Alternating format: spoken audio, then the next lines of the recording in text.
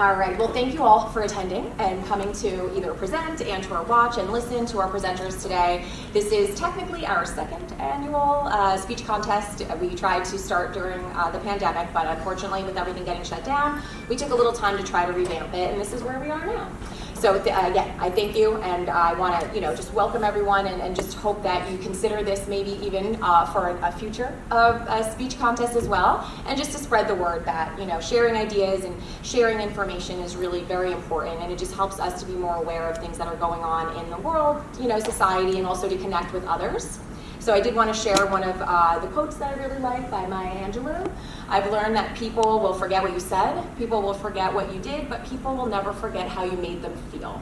So again, I know that we're in here and we're talking about spoken word, but I think it's also important to think about the connection that we're building with our audience as well when we do have events like this. And next, I want us to just meet our judges so we know who we have here. And some of our positions have changed since last year. So we have Kaylee Choury, and she's a professional services specialist in the Office of Enrollment Services. So a little welcome to our judges. Next we have Carla Vitola, the Community Care Coordinator in the Kane Wellness Center. And we have Assistant Professor Tom Koch, and he's a board-certified orthopedic clinical specialist in the School of Physical Therapy. And we don't have a lot of intermediate activities, but we do have something special today. We are bringing in a spoken word poet, and this is going to be How Dare I, and perhaps a couple other pieces performed by Janice D. Smith-Ziegler, who's here in our panelist row. She's a poet and also going for her master's in social work. And so right now she's in the College of Health Professions and Human Services. So I would like to welcome Janice Smith-Ziegler up to the front here. And we're going to have her speak first, and then we'll meet our contestants one by one.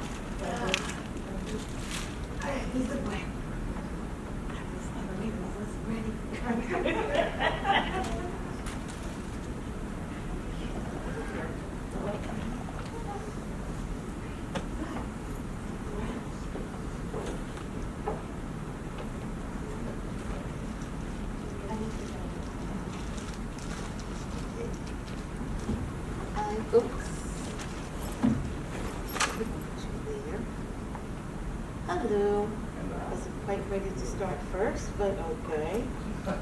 Okay, I'm going to start out with How Dare I. This is a poem for women of power. How dare I? Why is it that we all too often fall for the wrong man? He said he loved me. With him, I would be free to be me. I believed him. I fell for the lie. How dare I? I told him my dream, my goal was to aspire to reach that which is higher education. How dare I? How dare I want to be more? How dare I not be satisfied living on the ground floor? I found him. I forgot about how he burnt my books and told me my dream was only a racial plan to make him a less of a man. How dare I? I found another, a religious brother. I talked of my plan of being that person of social growth. I glowed and shined about the degree that I was going to hold in my hand. He looked at me and he said, "That's all well and good, but can you cook?" How dare I have a plan? How dare I have a dream? How dare I take my degree to you to see on your grave? How dare I? How dare I? How dare I?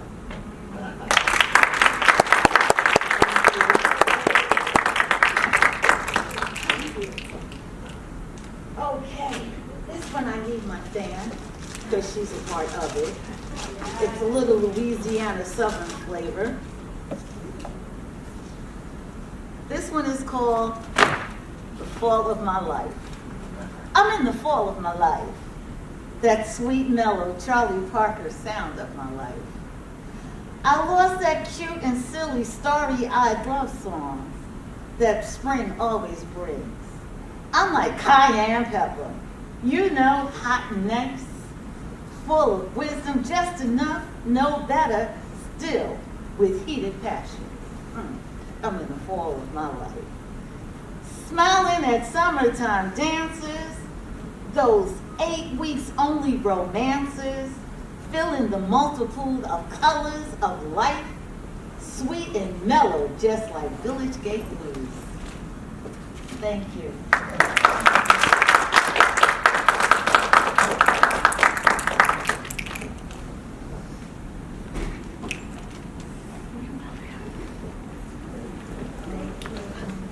All right, one more round of applause for Janice, and thank you.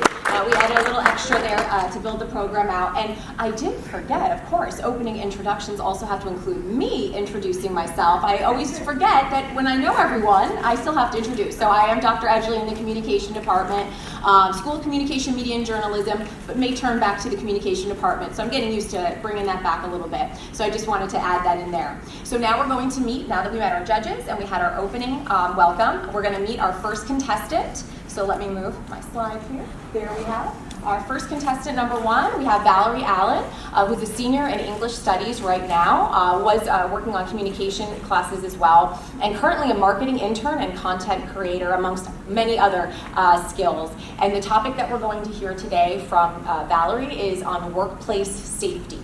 So I'm going to just minimize the slides here momentarily so that I can get that presentation up for her.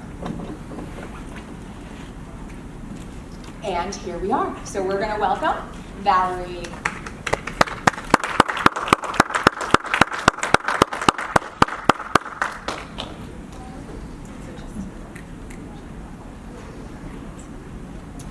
Hello there.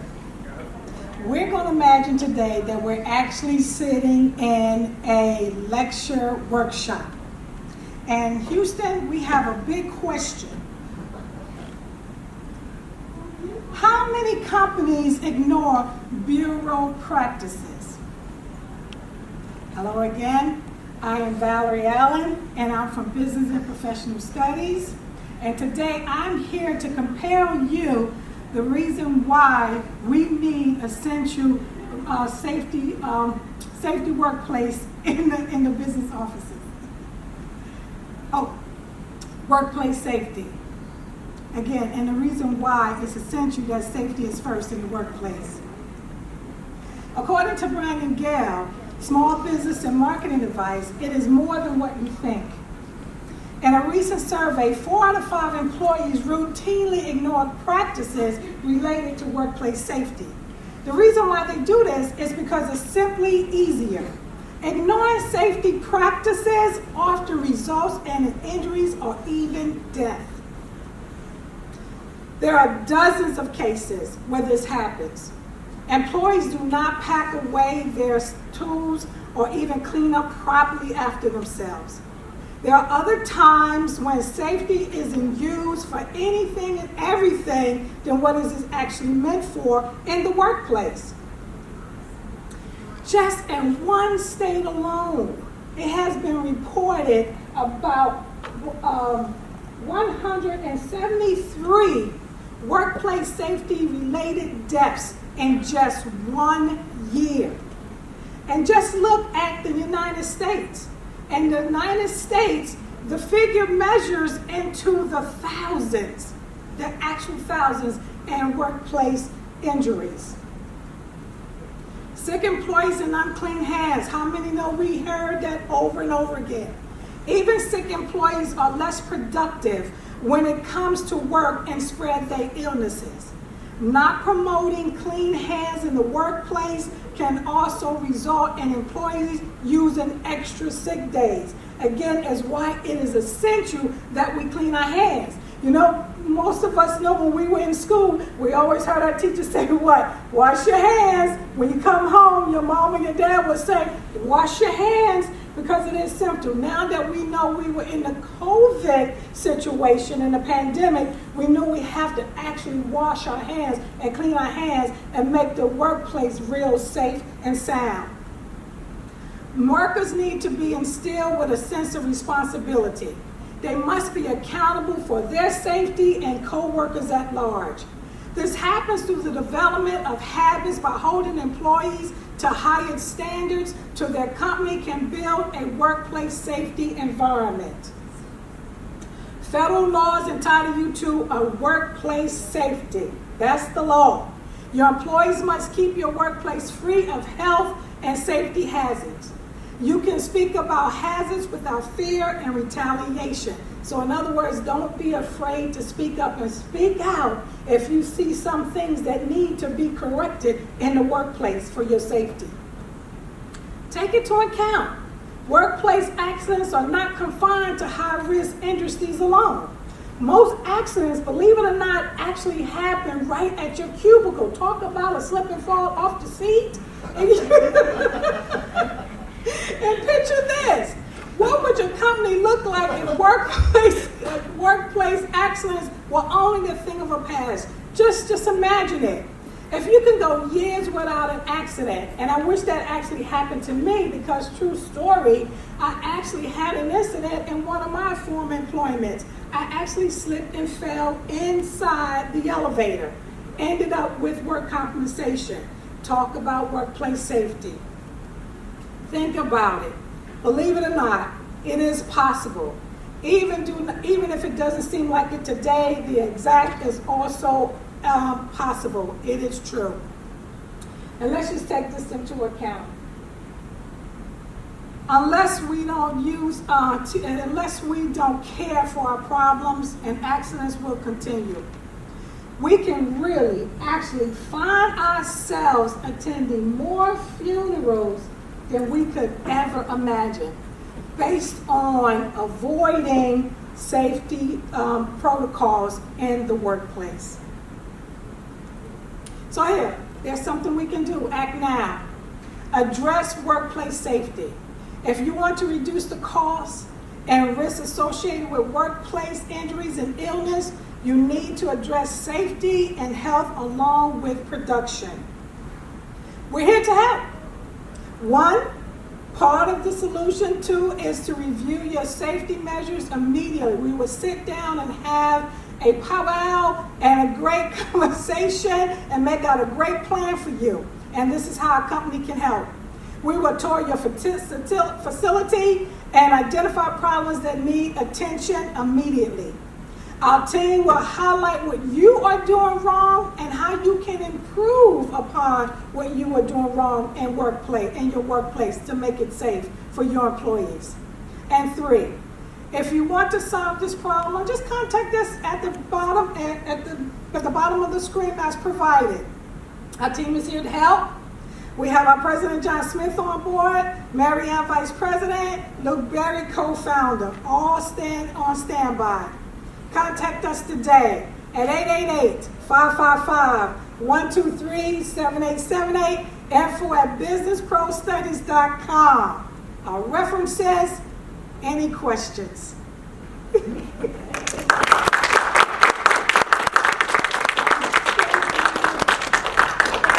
Anyone does have a question? No? Okay, all right, thank you so much.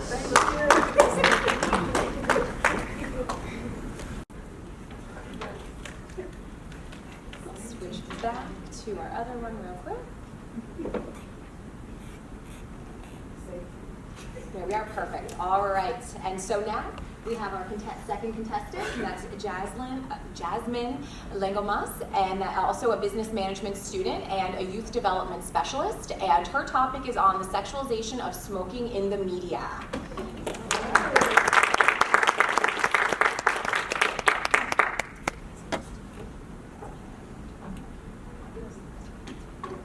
Is this the only mic? This one?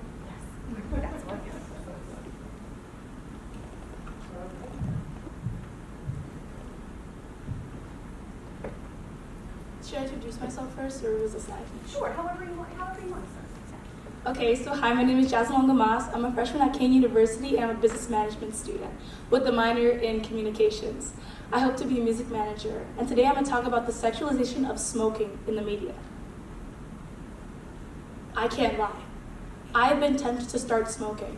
When I saw the movie Grease for the first time, I didn't think much when Sandy picked up a cigarette and started smoking to appear cool in front of her peers. Nor do I think much when I always decline my friends' offer to smoke or vape with them. But I can't help but think about the what ifs. What if I'd said yes? What if I started smoking? What if I got myself into this addiction that I could never get myself out of? Smoking and vaping have become so prevalent in our everyday lives that we don't stop to think how and why it came to be that way. Since 2020, I've been an advocate against tobacco industries, and I even made a club in my alma mater dedicated to illustrating the harmful effects of tobacco on the body. I even recently got invited to speak as a panelist to youth about how they can use their social media platform to call out tobacco industries and elevate their voices. And through my work and experience, I learned that a lot of the interest stems from the sexualization and glorification of smoking in the media. Today, I'm going to talk about the initial advertising of smoking in the media, how the tobacco industry is targeting its main consumers today, youth, and the forthcoming effects for primary users now to follow. So let's talk about the history of smoking. But before I do, let's take a step back. So tobacco was actually used predominantly by indigenous peoples to begin with, for religious and medicinal purposes. It only became commercialized in the 19th century when James Bonsack created the rolling machine, which helped produce 9,000 cigarettes per hour. The entertainment industry saw this as a way to make lots of money, so they focused and collaborated with the tobacco industry to make poster advertisements and cameos in movies. A typical ad said, "Blow in her face and she'll follow you anywhere." And a Marlboro ad said, "Where there's a man, there's a Marlboro." In both these instances, you can see that the tobacco industry is targeting a predominant adult male audience, because at the time, those are people who had the money and people who wanted power over women, kind of going into the sexualization theme of smoking in the media. But poster ads and adult men weren't the only thing they were doing.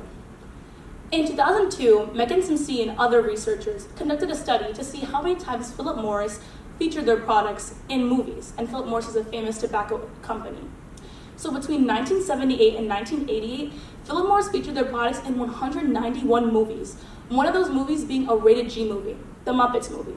So not only was the tobacco industry targeting adult males, but they were also targeting children and possibly new consumers to come once those adult males stopped smoking at one point in their lives.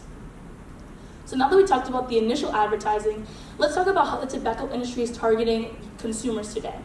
So by raise of hands, does anyone here watch anime or read manga? Okay, awesome. I'm talking about two characters. So Sanji from One Piece and Sniper Mask from High Rise Invasion can be compared, and you might be wondering how. My answer to that is that they're both seen smoking cigarettes in many manga panels and anime clips. These characters are usually seen smoking to appear more cool, more menacing, more mysterious, and more manly. And the people who mainly watch anime and read manga are younger audiences, such as youth and young adults like me.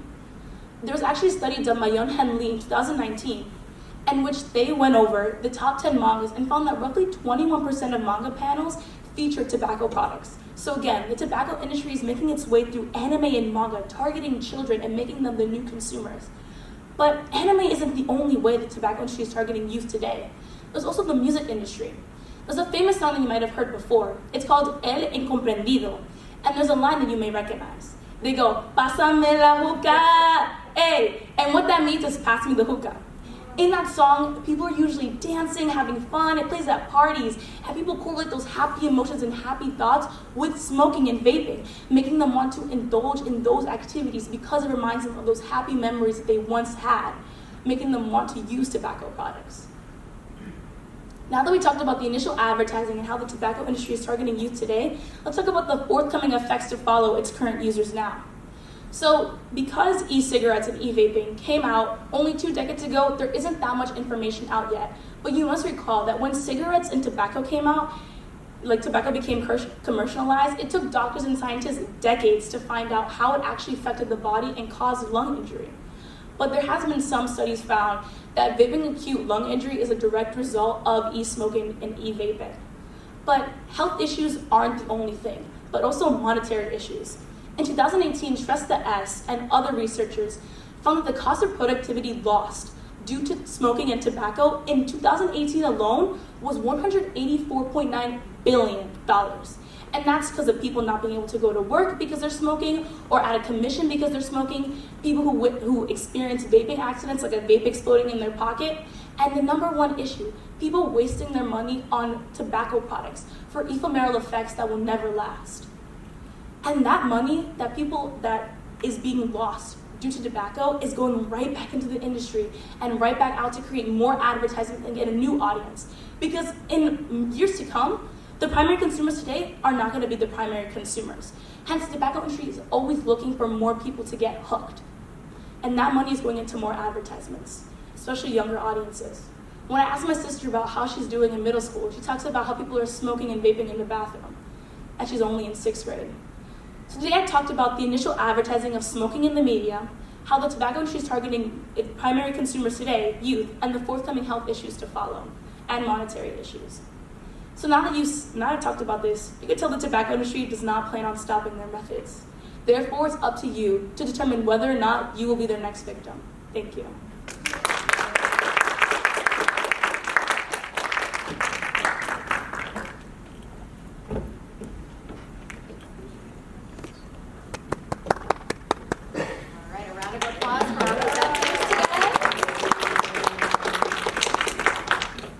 So we do have our winners, and our winners for today, we have our first place prize. So I'm going to lift this up here for us. So I have it. I don't have the money on me right now. We will have a form to fill out. But the first place prize that comes with the gift card to Jack's Chop Shop is going to be awarded to Jasmine Langemas. You can come up here and join me. We're going to have you all stand up here, and we'll take some pictures, and I will get you a certificate. I will have that down for you. So that's for you if you want to come over here. And then our second place, Valerie.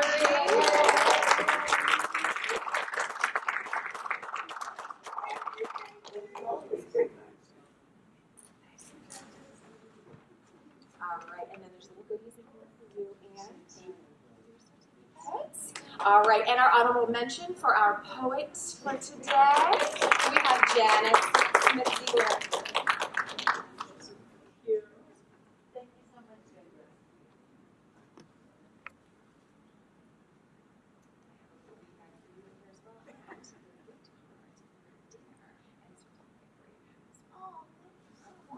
So we'll just take some pictures or just have everyone up here. I know I've got my crew out there, so I don't know. Let me grab my phone too. I'll take a quick one as well from here. Yeah, we can move that out of the way.